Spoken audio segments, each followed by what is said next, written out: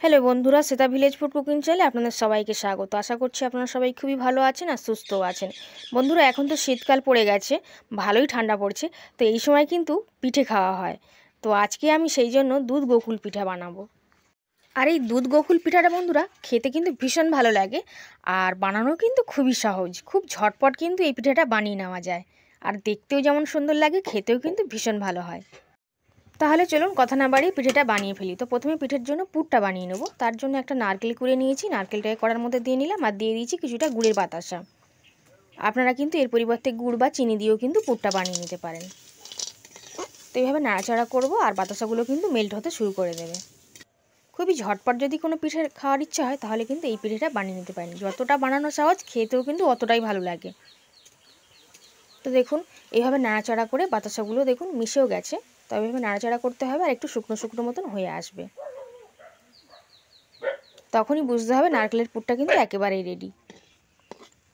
তো দেখুন নারকেলের পুরটা আমার হয়ে গেছে। তো সব ভিডিও কিন্তু দেখাতে পারি না, তো অনেকটা সময় কিন্তু লাগে, 5-7 মিনিট মতন লাগে। তো নারকেলের পুরটা বানিয়ে একটু ঠান্ডা করে নিলাম। আর এদিকে একটা ব্যাটার বানিয়ে নেব। তো সেই জন্য কিছুটা পরিমাণে চালের গুঁড়ো নিয়ে নিচ্ছি আর একটু সামান্য পরিমাণে ময়দা নিয়ে নেব। তবে চালের গুঁড়োটা কিন্তু একটু বেশি দিতে হবে। তো আমি এখানে 5 থেকে 6 চামচ মতন চালের গুঁড়ো নিয়ে নিয়েছি আর 4 চামচ নিয়ে নেব ময়দা। ময়দাটা কিন্তু কম রাখতে হবে।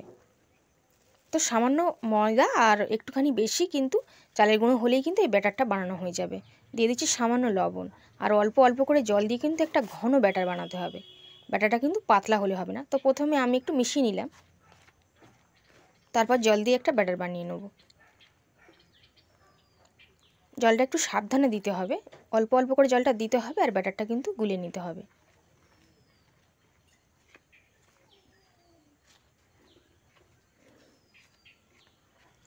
তো বন্ধুরা দেখুন ব্যাটারটা কিন্তু আমি এরকমভাবে বানিয়ে নিয়েছি। এরকম ঘনত্বেরই কিন্তু হবে, খুবই ঘন ব্যাটার কিন্তু বানাতে হবে। আর একটু ভালো করে কিন্তু ফেটিয়ে নিয়েছিলাম, যার জন্য একটা স্মুথ ব্যাটার তৈরি করে নিয়েছি। এদিকে নারকেলের পুরটা ঠান্ডা হয়ে গেছিলো, এখান থেকে অল্প করে নিয়ে এরকমভাবে গোল গোল করে নেব, কিন্তু নিয়ে একটু চ্যাপটা করে প্রেস করে নেব। একটা কিন্তু রেডি হয়ে গেল। এইভাবে কিন্তু সমস্ত নারকেলের পুরগুলোকে আমি রেডি করে নিচ্ছি।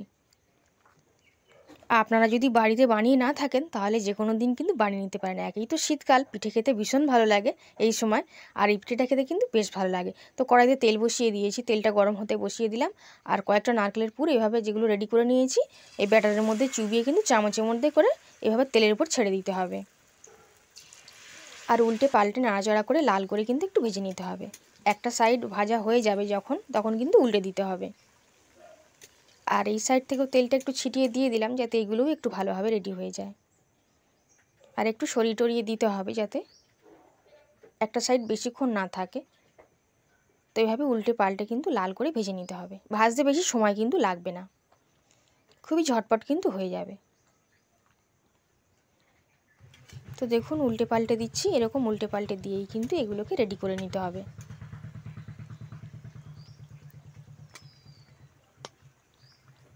তো এখন এগুলো কিন্তু হয়ে গেছে, এই পিঠাগুলো কিন্তু রেডি হয়ে গেছে। এগুলো কিন্তু এমনিও খাওয়া যায়, এরকমভাবে ভেজেও কিন্তু খাওয়া যায়। তো ঝাঁঝরিটা নিয়ে নিচ্ছি, নিয়ে তেলটা ঝারিয়ে তুলে নিচ্ছি। আর বাকি যে পিঠেগুলো আছে ওগুলোকেও একই রকমভাবে রেডি করে নেব।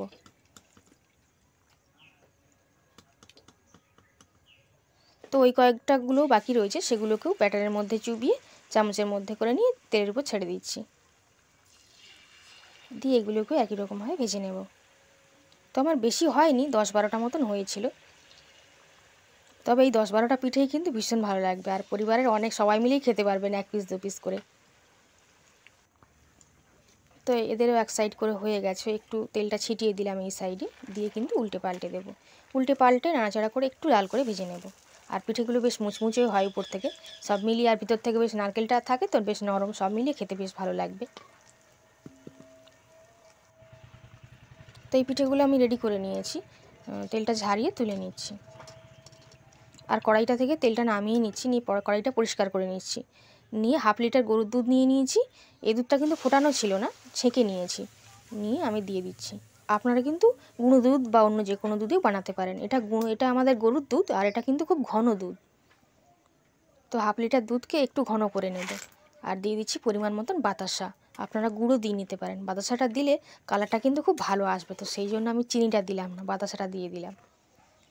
আর এদিকে পিঠাগুলো দেখুন প্রত্যেকটা কত সুন্দরভাবে রেডি হয়েছে আর কতটা মুচমুচেও হয়েছে, আওয়াজটা শুনেই কিন্তু বুঝতে পারছেন। আর এদিকে দুধটা ফুটতে ফুটতে কিন্তু অনেকটাই কমে গেছে, একটু ঘন করে নিলাম আর কি। আর এই মিষ্টিতে কিন্তু হয়নি, আমি আরেকটু চিনি কিন্তু দিয়েছি এখানে। তো মিষ্টিটা আপনাদের উপর নির্ভর করবে, আপনারা যেমন মিষ্টি পছন্দ করবেন তেমনই দেবেন।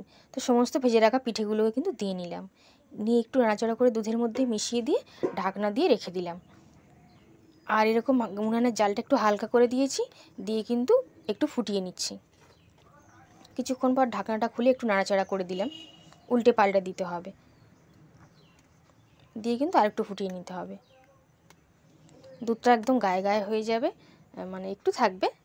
যত ঠান্ডা হবে, পিঠে তো ঠান্ডা খেতেই ভালো লাগে, যতটা ঠান্ডা হবে দুধটা কিন্তু বসে যাবে একদম, আর তখন কিন্তু আরও বেশি খেতে ভালো লাগবে।